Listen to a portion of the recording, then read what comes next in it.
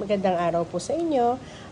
May panibago po akong vlog ngayon at pasensya na po kayo kung hindi na po ako masyadong nakakapag-upload at medyo naging busy po tayo.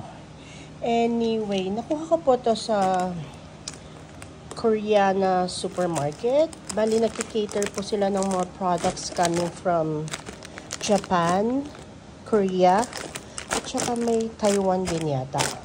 So, okay, magsimula po tayo dito sa, ito po yung dasida. Ito yung parang chicken powder or beef powder sa kanila. Pero po ito, masarap po ito ilagay sa gamjatang and pwede rin siguro sa mga panlasa sa mga sa nilagang bako ganun. Ito po ay Korean pancake. Bali, kahit ano pong gulay ilalagay and then palagay ko hindi na ito nilalagyan ng itlog kasi pag ako gumagawa nito, water lang. Water lang katapat niya. Okay. At itong dried kelp. Kumuha ako ng 4 kasi ito'y ginagamit ko sa paggawa ng miso soup. Ito yung pinaka-base niya. Itong cut wakame dried seaweed, nilalagay ko rin to sa miso soup.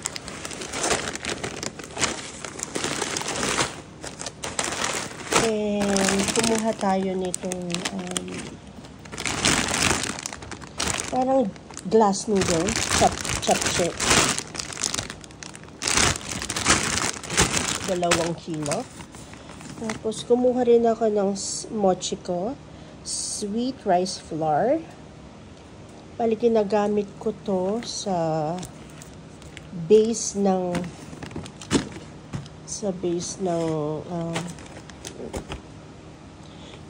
ng kimchi. And itong choco pie, pinuksan na ng anak ko. Snack. Okay. And coarse sea salt from Korea. Binili ko siya, medyo mura kasi. Tapos, ito, nabuksan na rin ng anak ko. Ano ba ito? Hindi ko siya maintindihan. Basta product siya ng Korea. Jelly drink. So, grape jelly drink. At yung isa, hindi pa nabubuksan. Peach jelly drink naman. And this one ay sak-sak. Ano ang pangalan to? Shake and enjoy sak-sak grape peeled grapes. Natikman ko to kanina, masarap. Gawa siya ng lote. Here. Lote ba? O lot? Correct me if I'm wrong. Tapos, bumili ako ng Sencha tea. Bali, dadalhin ko ng anak ko sa Toronto. Kasi, last semester na niya ngayon. And, bumili rin ako ng corn silk tea. Nakita ko kasi sa mga vlog na kailangang minom daw tayo nito pang pawala ng inflammation.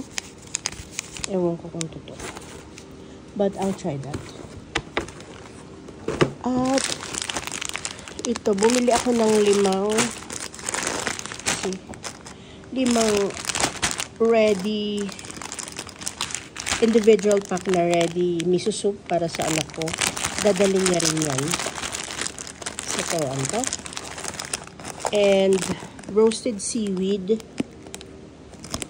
Gawa daw kami ng sushi roll. Kumuha rin ako ng bago kasi luma na yung sa akin. And then, ito, nagluto kami kanina. Japanese style noodle. Buckwheat ito. See. Ito, pwedeng cold or hot soup. And, ito, Jim Ramyun. Gusto niya daw to, kaya kinunan ko siya.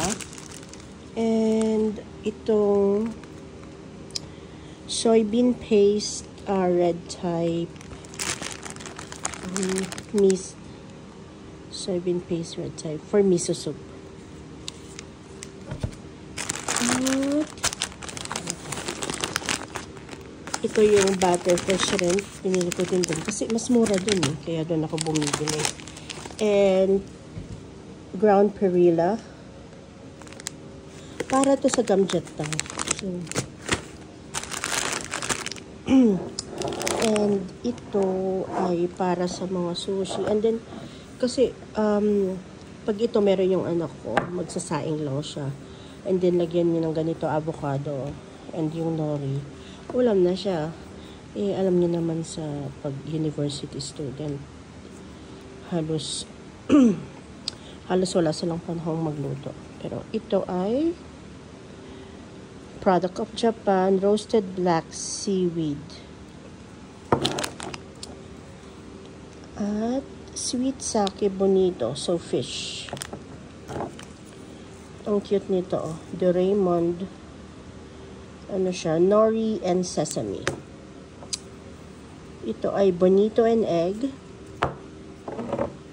Ito naman ay roasted sesame and seaweed. Ito naman ay di ko mabasa.